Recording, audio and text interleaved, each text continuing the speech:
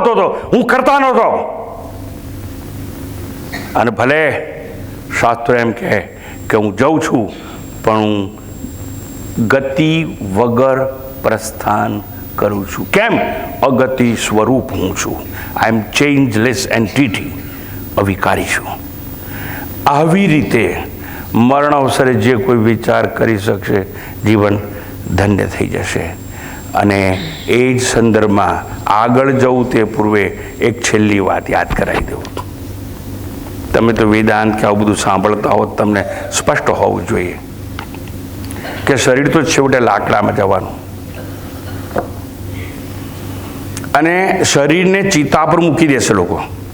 એટલે શરીર છે એ અગ્નિમાં જશે જ, મને એનો વાંધો નથી. પણ અમારી પાસે પણ એક અગ્નિ છે. મેં ચિતા ખડકાઈને રાખી છે, અને તમને કહું છું, મેં જે ચિતા ખડકાઈને રાખી છે ને, એમાં પ્રવેશ બંધ નથી. પણ મેં જે ચિતા ખડકાઈ છે એનું નામ છે જ્ઞાનાગ્નિ. હવે જ્ઞાનરૂપી અગ્નિમાં ખડકાવેલી ચિતામાં તમારે દેહની આહુતિ આપવી હોય તો તમને સ્વતંત્રતા છે. પણ જો દેહને જ્ઞાનાગ્નિમાં તમે સળગાવી દેશો તો યાદ રાખજો કે જ્ઞાનાગ્નિમાં દેહનો ત્યાગ થશે તો તમે જીવન મુક્ત થઈ જશો. Living liberated one. પણ તમે જો નિર્ણય લેશો લાકડાની ચિતામાં અમારે શરીરની આહુતિ આપવી છે, તો તમે રખિયા થઈ જશો. નાઉ ball is in your court, my dear sir. You have to decide. રખ્યા થવું છે કે જીવન મુક્ત થવું છે. જ્ઞાનાગ્નિ સર્વ કર્માણી ભસ્મસાત કુરુતે તથા. પણ સમજે હવાના પોરમાં આ મૃત્યુની વાત શું કામ કરી? અલા, તમને નવા ઘરની ચાવી આપી છે. એટલે શું? હા ભાઈ, હું જુડો લઈને બેઠો છું. જાત જાતની ચાવીઓ છે. તમારા કટાયેલા કર્મના તાળા ખોલવાની ચાવી મારી પાસે છે. સમજી આપી દો ને. અલા, એક દાડામાં આજને આજ, અને બધું મફતમાં આપી દો. ના સ્વામીજી, આપણા સંસ્કૃતિ જ છે બધું મફત મારવાની. તમને શું ખબર? સ્વામીજી, તમે આજે મળ્યા છો ને, કાલે સાંજે જાઉં તો તમે જે રોડ ઉપર જાત ને, લોકો એમ કહે આઈસ ફ્રૂટ મફત લઈ જાઓ, વડાપાઉં મફત લઈ જાઓ. ગઈકાલે એવું હું બી કહું છું, જુડો લઈને આવ્યો છું, ચાવીઓ મફત આલીશ, લઈ જાઓ. ટૂંકાણમાં નક્કી તમારે કરવાનું, નિર્ણય તમારે લેવાનો કે જ્ઞાનરૂપી અગ્નિમાં તમારે દેહની આહુતિ આપવી છે કે તમારે લાકડાની ચિતામાં દેહની આહુતિ આપવી છે. એકમાં રખ્યા મળશે, એકમાં જીવન મુક્તિ મળશે. નિર્ણય તમારો છે. એવા સુંદર સંકેત સાથે આગળ પ્રસ્થાન કરીએ સાહેબ. તો મંત્ર 40 અને 41 એક સાથે. મત્તે ભકર્ણાગ્રચલઃ કાયો લંબામ્બુભંગુરઃ ન સંત્યજતિ મામ યાવત તાવદેનં ત્યજામ્યહં પવનસ્પંદતરલઃ પેલવઃ કાયપલ્લવઃ જર્જરસ્તનુવૃત્તશ્ચ નષ્ટો મે કટુનીરસઃ. નિષ્ઠો ન ઇષ્ટ મેં કટુનીરસઃ. હવે શું કહે છે રામ એ જોઈ લઈએ આપણે. કહે છે બત્તેભ કર્ણાગ્ર અચલ. એટલે કહે છે મદમસ્ત હાથી હોય. મદમસ્ત હાથીના કાનનો અગ્રભાવ. તમે હાથી સ્થિર ઊભો હોય ને તો એનું શરીર અવયવ નહીં હલતા, આપણને કાન છે ને આમ હલતા જ હોય. એમાં બે વસ્તુ બને છે. હાથીનું શરીર મહાકાય છે, કાન ફફડાય કરે. અને શરીર કાળું છે સાહેબ, ભેંસની જેમ. અને એક કાળું શરીર હોય એટલે સૂર્યનો પ્રકાશને વધારે એબ્સોર્બ કરે, તમને ખબર છે. અને સફેદ સરફેસ હોય સૂર્યના કિરણોને પરાવર્તિત કરે, એટલે એને ગરમી બહુ લાગે. કોને? હાથીને.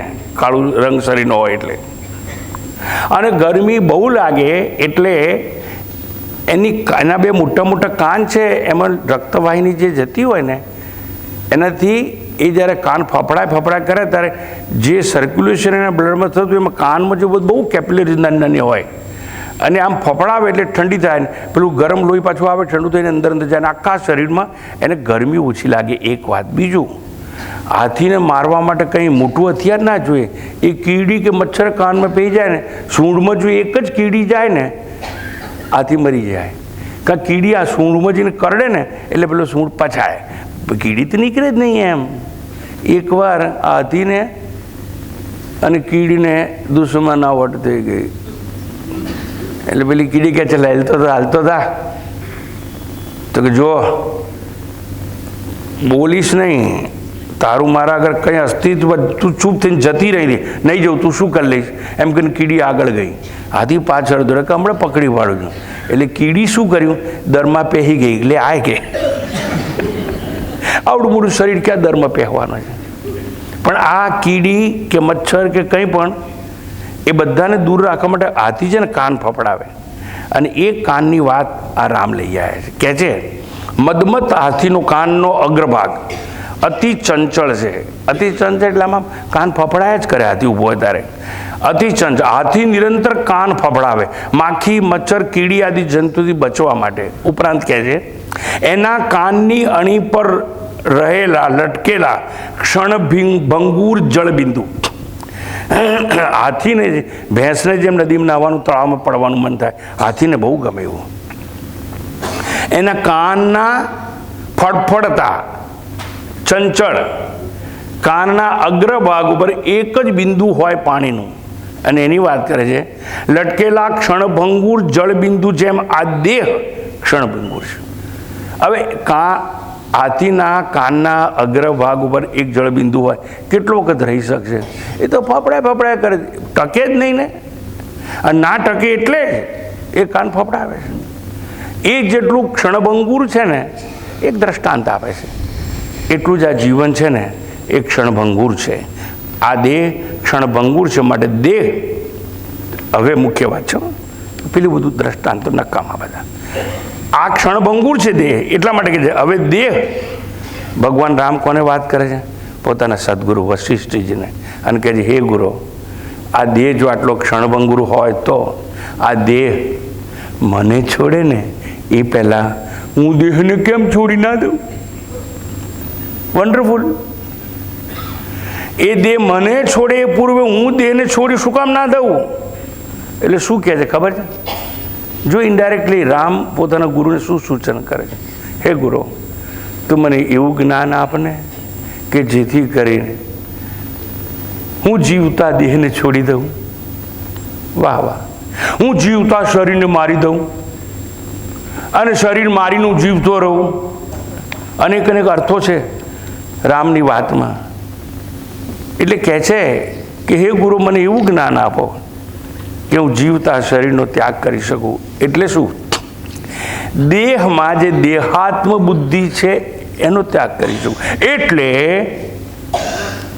શરીર મારું ખરું, પણ હું શરીર નથી એવું સમજી શકું એવું જ્ઞાન આપો.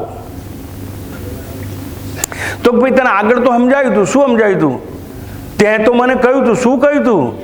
કે હું નાનો હતો, શૈશવાવસ્થામાં, બાલ્યાવસ્થામાં, યુવાનીમાં આવ્યો, મધ્યાવસ્થામાં આવ્યો, હવે ઘડપણમાં આવી ગયો છું.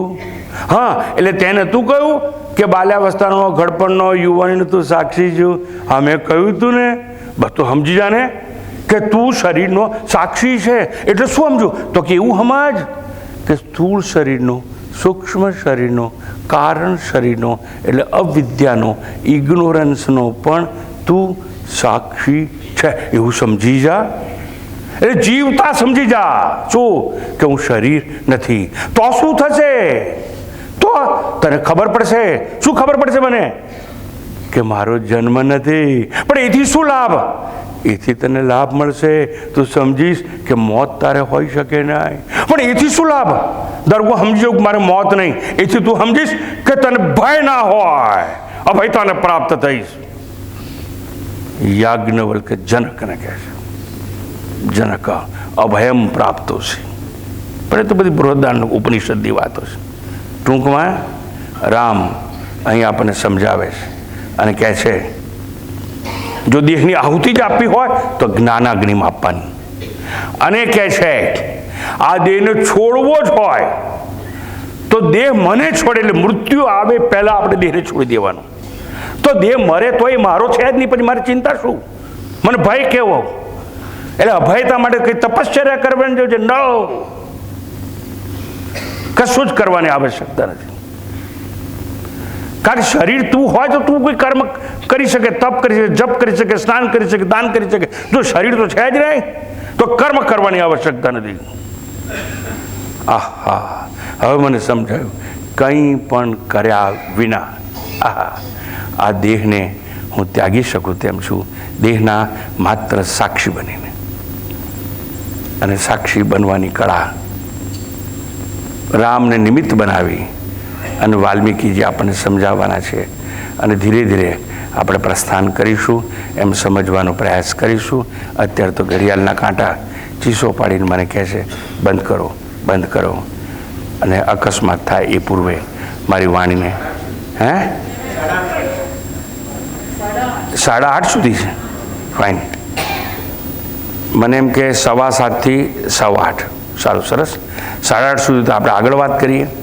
તો જોઈએ જ્ઞાનમાં, આત્મજ્ઞાનમાં જેમ શરીરને આહુતિ આપવાની એવી રીતે જીવતા જ આપણે સમજી લેવાનું, સાક્ષી ભાવમાં આવી જવાનું કે હું તો આત્મા છું.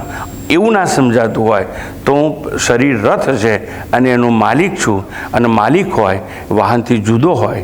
એટલું જ નહીં, પણ જે માલિક છે ને એ જાહેર કરી નાખ્યું જો માલિકે કે આ શરીરને પાળી પોષીને મોટું કર્યું છતાં મારી સાથે આવતું નથી. એથી તો નિશ્ચય થઈ ગયો કે હું જીવાત્મા છું. તમે જીવાત્મા છો તોય તમે શરીર નથી. તમે આત્મા છો એવું સમજાય તો તમે શરીર હોઈ શકો જ નહીં. એટલે કહે છે કે શરીર મને છોડે એ પહેલાં હું શરીરને છોડી દઉં. એ સંદર્ભ ટાંકી અને બીજી વાત આગળ કરી હતી 41મા મંત્રમાં. આ કાયારૂપી પાંદડું પવનના સ્પર્શથી, વાત એક જ છે, પવનના સ્પર્શથી આંદોલિત પામનાર કોમળ સ્વભાવી છે, જર્જરિત છે, ક્ષુદ્ર છે, નીરસ છે, કડવા સ્વભાવનું છે, જે મને પ્રિય કે ઇષ્ટ હોઈ શકે નહીં. શરીર ક્ષણભંગુર છે, વૃક્ષના પાંદડા જેવું. પાંદડું એટલા માટે કહ્યું કે પાનખર આવે તરફ એનું પતન નિશ્ચિત છે. પાંદડું એટલા માટે કહ્યું આ જડ છે એવું જાહેર કરવા માટે. જોજો, હા, માર્મિક શબ્દો શોધ્યા. અહીં સિમિલી આપવામાં આવી કે પવનના સ્પર્શથી આંદોલિત થનાર કોમળ સ્વભાવી છે. શું? શરીરરૂપી પાંદડું. એટલે જાહેર શું કરવું છે? શરીર જડ છે. કારણ કે શરીર જડ ના હોત તો પોતાની મેળે પાંદડું હલતું હોત, પણ પાંદડું પોતાની મેળે હલે નહીં. પવન એને હલાવે છે, માટે પાંદડામાં આંદોલન થાય છે. એટલું જ નહીં, પણ એવું કહ્યું કે આ પાંદડું કાયમ વૃક્ષ ઉપર રહેવાનું નથી. એટલે જીવાત્મા એ વટવૃક્ષ છે. કેમ? જીવાત્મા અડીખમ ઊભો રહે છે. કેમ? વડલો છે, અને જીવાત્મા રૂપી વડલા ઉપર અનેક પાંદડાઓ અંકુરિત થયેલા છે. અને જેમ પાનખર આવતી જશે એમ પાંદડા પતન થશે. એટલે તમારે સૌએ નિર્ણય લેવાનો. હું એ જીવાત્મા છું, વડલો છું. શરીરરૂપી કેટલાય પાંદડા મેં ખોરવી નાખ્યા છે. પણ સ્વામીજી, અમે એવો નિર્ણય કેવી રીતે લઈ શકીએ? એટલા માટે લઈ શકો કે તમને મનુષ્ય દેહ અત્યારે મળેલો છે. આ મનુષ્ય દેહ અનેક યોનિઓના અનેક શરીરો ખેરવ્યા ન હોત તો મનુષ્ય દેહ ન મળ્યો હોત, અને મનુષ્ય દેહ મળ્યો છે તમને, એટલે મનુષ્ય દેહ રૂપી પાંદડું છે. અને તમે કહો છો કે હું મનુષ્ય છું, સમજ્યા વિના. આગળ તો નરની વાત એવી આવી ગઈ, આપણે એનો ઉલ્લેખ માત્ર કરી ગયા. ચર્ચા હું આગળ કરીશ. આપણે બધા વહેમમાં કે ભ્રાંતિમાં છીએ શું કે હું નર છું.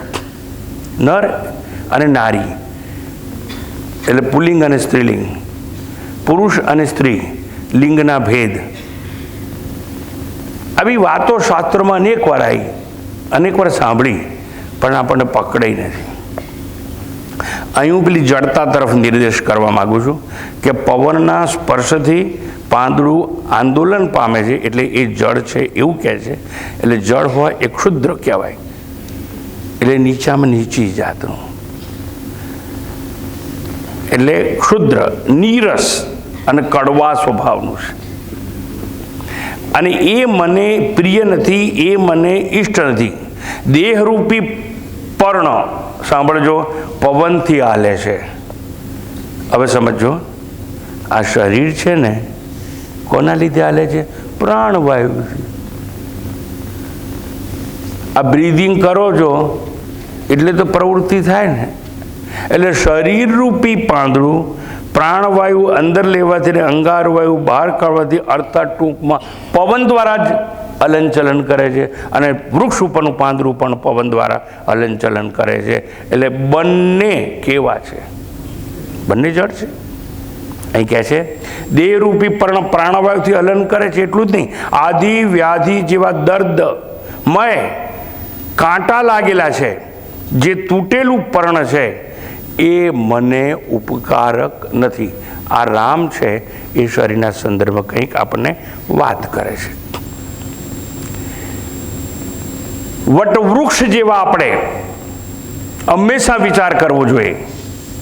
કેટલાય પાંદડા ખેરવી અને હું છેલ્લું પાંદડું છે, મનુષ્ય દેહ છે, એની સાથે જીવવાનો પ્રયાસ કરું છું. અને છતાં આ એક જ પાંદડું મનુષ્ય દેહ રૂપી, આ એક જ યોની એવી છે કે આઈ એમ ઓન ક્રોસ રોડ. એટલે હું 4 રસ્તા પર ઊભો છું. ક્યારે? મનુષ્ય દેહ. સીધો જઈશ તો મોક્ષ, જમણી બાજુ જઈશ તો મને સ્વતંત્ર પુણ્ય કર્મ કરીને સ્વર્ગ લોકે, પાપ કર્મ કરીને ક્યાં જઈશ? નર્ક લોકે. હજુ એક રસ્તો રહ્યો ને પાછળનો, સમજો. તો શું થશે? તો સિદ્ધાંત પ્રમાણે સૂચિ નામ શ્રીમતામ ગેહે યોગ ભ્રષ્ટો બી જાય. યોગ ભ્રષ્ટ થઈશ તો કદાચ પાછો મનુષ્ય યોનિમાં આવી શકું. અને કેવી યોનિમાં આવી શકું? અથવા યોગી નામ એવ કુલે ભવતી ધીમતામ, એવી યોનિમાં આવી શકું. એટલે કર્મ કરનારા પણ પૈસાવાળા નહીં. અને કાં તો મનુષ્ય દેહમાં આવું પણ સૂચિ નામ શ્રીમતામ, પૈસાવાળાના ઘરમાં, પણ પૈસાવાળા કુકર્મી નહીં. કેવા? સૂચિ નામ, પવિત્ર પૈસાવાળાના ઘરમાં જન્મ. અને એટલા માટે યાદ રાખવાનું, પવિત્ર પૈસાવાળા. બહુ માર્મિક શબ્દ છે. એક વસ્તુ સાંભળી લો મારી ભાઈ, જે બ્રાહ્મણ હોય મને માફ કરે, તમારો કયો ભગવાન બ્રાહ્મણ છે? મહાવીર બ્રાહ્મણ હતા, બુદ્ધ બ્રાહ્મણ હતા, રામ બ્રાહ્મણ હતા, કૃષ્ણ બ્રાહ્મણ હતા. હવે બ્રાહ્મણો ગભરાઈ ગયા બિચારા.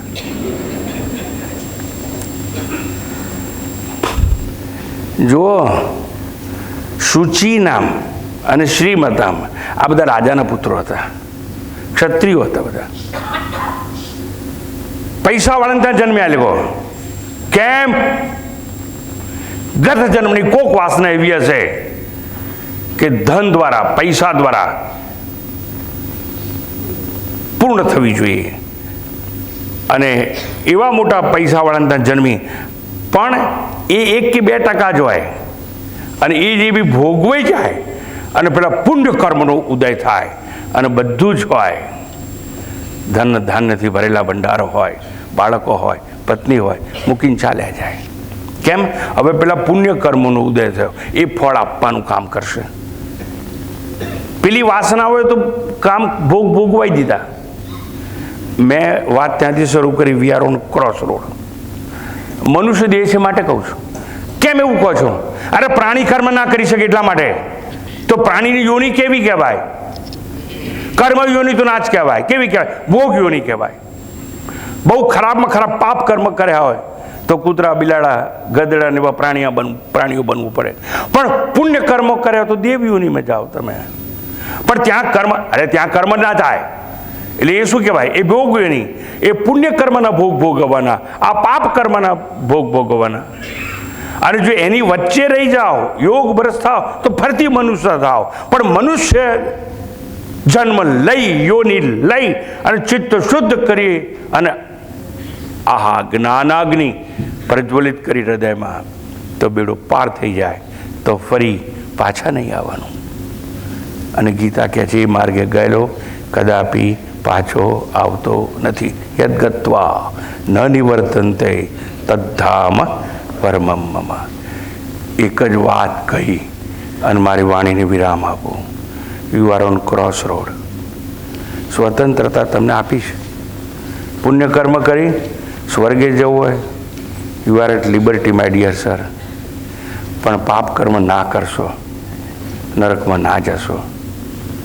યોગ ભ્રષ્ટ થવાથી બચી જજો. હજુ બહુ સમય બાકી છે આપણી પાસે. અને માગવું તો એક જ માગજો કે જેટલો સમય બાકી છે એ સમય પૂરો થાય એ પહેલાં જ્ઞાનાગ્નિ પ્રગટાવી દે. અને એ જ્ઞાનરૂપી અગ્નિમાં તમામ કર્મ ભસ્મ થઈ જાય. કર્મ અધૂરા હોય નહીં. અને કર્મ કેમ થયા? વાસના હતી એટલે. અને વાસના કારણ છે, કર્મ છે એ એનું ફળ છે. કર્મ એટલે શું? તો ભાઈ જેને કહેવાય subtlest form of desire is action. અને સટલેસ્ટ ફોર્મ ઓફ ડિઝાયર સમજો એવું છે ના, થોડોક સુધારો કરો. ગ્રોસેસ્ટ ફોર્મ ઓફ ડિઝાયર એટલે શું કહેવાય? એક્શન. અને વાસના એટલે શું? સટલેસ્ટ ફોર્મ ઓફ એક્શન એટલે જેને ડિઝાયર કે વાસના કહીએ. છે તો બધું એકનું એક જ. એકને કારણે જ બીજાને કાર્ય કહીએ ને તો હંમેશા કાર્ય કારણમાં અનુસૂત જ હોય. સમજાવવા માટે બે કહેવું પડે. એટલે હવે સિદ્ધાંત સમજાવી દઉં. જ્ઞાનાગ્નિમાં તમામ કર્મો ભસ્મ થઈ જાય એમ કહ્યું છે. એટલે કારણ કાર્યને એક હોય તો કર્મો થઈ જાય તો વાસના થઈ જ જાય. અને કર્મ અને વાસના બંને જો જ્ઞાનાગ્નિમાં ભસ્મ થઈ જાય તો પુનર્જન્મનો પ્રશ્ન પેદા થાય નહીં. ક્યારે શક્ય બને? માત્ર મનુષ્યોનીમાં. જે તમારી પાસે છે. હવે શું જોઈએ? હવે શું માગો છો? કંઈ કોઈની પાસે માગવા જેવું રહ્યું નથી. મનુષ્ય દેહ મળી ગયો છે, ઉપયોગ નથી કર્યો આપણે. તો આજથી જ, આ ક્ષણે, અત્યારથી જ ઉપયોગ કરવાનું શરૂ કરી દઈએ. એટલે સમજી કેવી રીતે નિર્ણય લઈ લઈએ. એટલે શું નિર્ણય લઈ લઈએ? આવતીકાલે સમયસર આવી જઈશું તો બેડો પાર. આમ નિર્ણય લેતા જ રહેવાનું. મારી સ્મૃતિ મને દગો દઈ દીધો એટલે મેં 15 મિનિટ વહેલા બંધ કરવાનું નક્કી કર્યું. પછી મને એમ થયું કે ભાઈ we are on cross road.